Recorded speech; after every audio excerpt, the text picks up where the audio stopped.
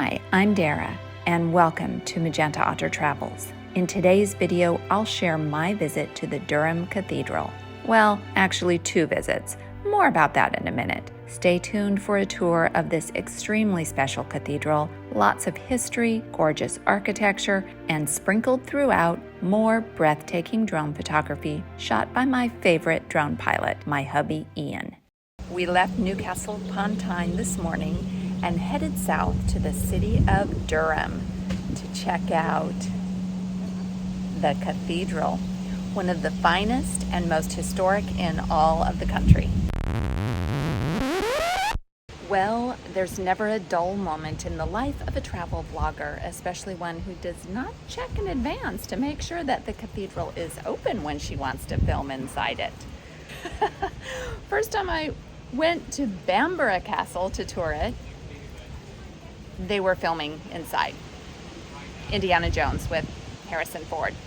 And then we went to Alnwick Castle on that same trip, and they were filming the Dungeons and Dragons movie in it, and we couldn't go inside it at all.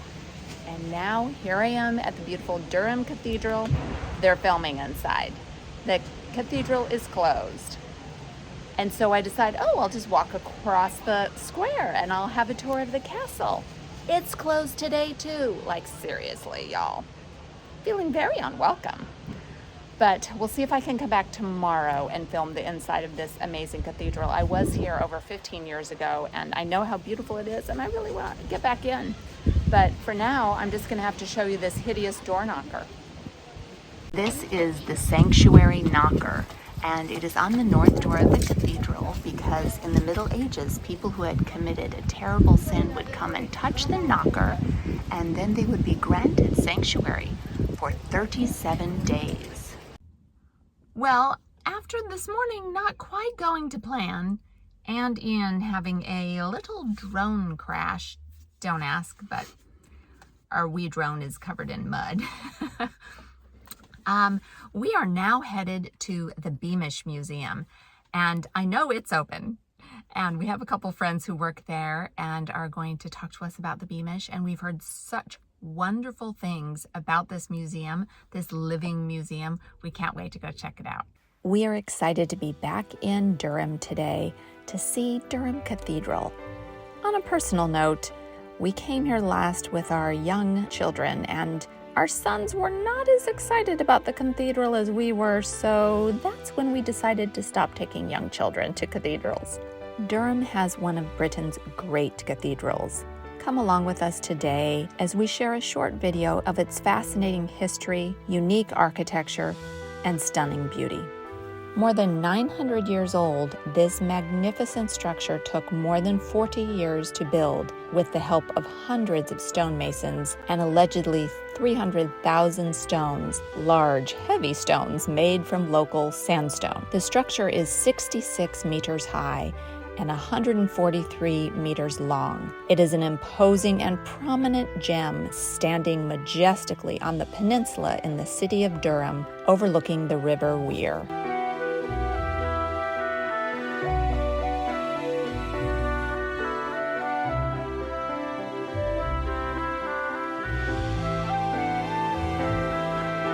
The history of this cathedral begins in the early 1100s, when William the Conqueror ordered it to be built. It was intended to be both a fortress and a place of worship. Durham Cathedral has a nearby castle, which makes the complex here at Castle Green even more unique. And in between the two is a library, which is part of the University of Durham. Those lucky students get to study here next to the cathedral and actually live, sleep, and eat in the castle. So lucky. Well, they started the cathedral in 1093 and took them 40 years to build. But when they started to build, the only way they knew how to build an arch was like these. The rounded, right? So they're called Roman arches. Right. They hadn't seen arches like that before. They built Roman arches, and that was it. And you'll see all down the nave of the cathedral, Roman arches. But then they discovered if you put a point at the top of the arch, which you now call a Gothic arch, right. You can build them higher, wider, and stronger. So they stopped building Roman arches and started doing Gothic arches. and Durham was the watershed. All cathedrals thereafter in the whole of the Western world have Gothic arches, not Roman arches. Go to important cathedrals like, let's say, York and Gloucester, and they're all Gothic arches, which means they were built after Durham. Go anywhere in the Western world, to any cathedral you want to, and look at the arches. And if they're Gothic, it was built after Durham. And if it's Roman, it was built before Durham. And Durham was the first to have a stone roof. Unlike York or Notre Dame, had a wooden roof would catch fire. And Durham never caught fire. So those two important features, the start of the Gothic arch and the stone roof, that's important for Durham architecturally. This is the thing that I remember most from my first visit to Durham Cathedral, is the columns. I remember Ian was trying to educate me about Roman versus Gothic arches, and I didn't really retain that. But I did remember these massive columns, and it's fascinating how they have different designs from one column to the next. Vertical stripes and chevrons, and then crosshatch. I guess they liked a bit of variety. The lovely architecture continues outside and down the hill, where the stone bridges stand over the River Wear, providing access to the cathedral. The Prebends Bridge was constructed in the 1770s, and the Elvet Bridge, further downstream, was built in the late 1100s. The Elvet Bridge is the location of recent marine archaeological discoveries of fascinating artifacts dating back centuries. Items dropped in the river by pilgrims making their way to the cathedral. If you are enjoying this video, please click that like button, as it really helps to share this video with other viewers. Durham Cathedral really exists because of the shrine to St. Cuthbert. First, a church was built around the shrine in 998. Then construction of the current cathedral began in 1093. But because of the many pilgrims coming to visit the Cuthbert shrine, the cathedral had to be expanded in 1170 and again in 1280. St. Cuthbert's tomb became the most important pilgrimage site in all of England. Pilgrims began flocking to Durham because of the tomb of St. Cuthbert, which became a cherished shrine to those seeking miracles and paying their respects to Cuthbert, a figure of great importance to this region. I loved visiting here today, after recently visiting so many other places in this area with ties to St. Cuthbert, including Lindisfarne and Innerfarne, where he died in 687.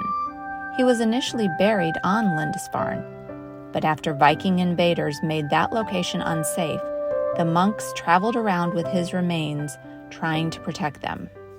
Being a location of popular pilgrimage was of great benefit to the bishops, who became very wealthy with all the donations that those pilgrims brought with them. The ribbed vaulting of this soaring edifice produced the loftiest vaults and tallest arches anywhere around. The stones were locally quarried, though the pigments of the elaborate paintings came from very far away on the other side of the world. They were obviously easier to transport than the half-ton blocks of sandstone. But the pigment was still very expensive. Thank you, pilgrims. This is one of the places where pilgrims would leave their donations to the cathedral. The monks would then come and collect the proceeds from those donations. The grooves of the monks' fingers are literally worn into this stone from centuries of use. During the dissolution of the monasteries by Henry VIII, Durham was one of the wealthiest in all of England. He specifically wanted to strip St. Cuthbert's tomb of its lavish ornamentation of gold and precious stones. But according to the legend, the tomb raiders were stopped dead in their tracks once they saw St. Cuthbert's body. There are two kings in England, namely the Lord King of England wearing a crown in sign of his regality, and the Lord Bishop of Durham wearing a mitre in place of a crown in sign of his regality in the Diocese of Durham. So because London was so far away, the bishops of Durham were given the power of the king in the north. Interesting. Yes, so they had the same power to raise money, taxes, mint their own coins. The last Prince Bishop, as these powerful bishops were called, was Bishop van Mildert, shown in this memorial. He granted the Durham Castle to Durham University, which was founded by the cathedral in 1832. Fun fact, the word cathedral means place that houses the cathedra, or throne of the bishop. Bishop Thomas Hatfield had a rather high opinion of himself, so he determined that his throne should be the highest in all of Christendom. He allegedly sent his officers to Rome to measure the Pope's throne and ensure that his was built to exceed that height, which is why this throne today is so very tall. Saint Bede, aka the Venerable Bede, was an English monk who became one of the greatest medieval scholars. He gained much fame and respect as a scholar, writer, and teacher. He was born in Northumbria around 672. His scholarly works covered topics ranging from science, music, and poetry, as well as religious subjects such as the Bible. In the 700s, he wrote a biography of Cuthbert, Durham's most beloved saint. This document provides a lot of key information about the life of St. Cuthbert. His most famous work is the Ecclesiastical History of the English People, which spans hundreds of years beginning in 55 BC, which is why he is called the father of English history. What I found most fascinating is that Bede is the guy who popularized the use of AD to describe dates after the birth of Christ. And he is also the person who set out the algorithm for how we would decide the day Easter is celebrated each year. It kind of bugs me that it's impossible to figure out when Easter is going to happen, and it moves around so much from year to year. So I'm not sure that is my most favorite thing he accomplished. But all kidding aside, it was really interesting to visit the Galilee Chapel at Durham Cathedral, where Bede's tomb is located, and see all the tributes to his very accomplished life. North of a village called Washington, where the Washingtons used to live. They were very important within the church. In the Benedictine monastery from 1416 until 1446 was called John Washington. And one of their offspring left and went to America. One of his offspring was George Washington himself, which you may have heard of. I have heard of him, yeah. But have you ever wondered why the American flag is made of stars and stripes? Have you ever wondered why it's stars and stripes, not, say, pigs and trees or cats and dogs? Okay. Just across from where this plinth on the wall is to the Washingtons is Washington's coat of arms.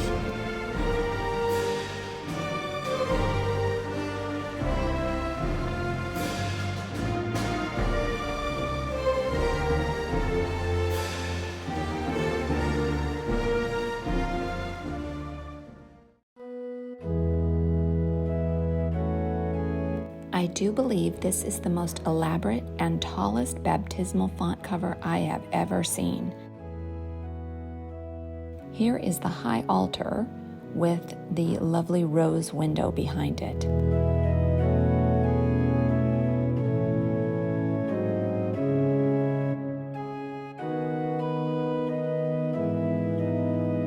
This is the current organ in use. It was built in 1876, and it is split on either side of the choir for amazing acoustics. The cloisters here are very beautiful and were also used in Harry Potter filming, but I have to be a bit biased and say that I prefer the cloisters at Gloucester Cathedral. Since the beginning of the Church of England, images of the royal arms were often placed in churches to emphasize the monarch's role as the head of the Church of England.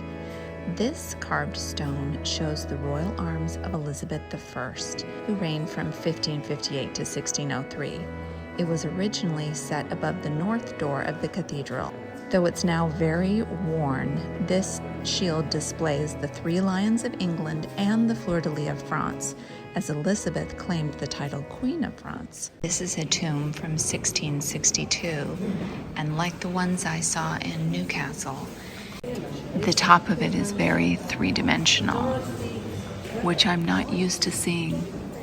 I thought this war memorial was most unique and absolutely beautiful. And I found this memorial to Durham miners very moving as well, particularly because I had visited the mining exhibit at the Beamish Museum the day before.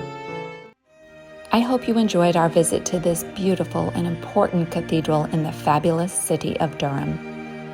Here's a video of my other favorite cathedral near my home in Gloucestershire. Please be sure you are subscribed so you won't miss the upcoming videos of other places we visited in County Durham and Northumberland. Thanks so much for watching, and do something good in the world today.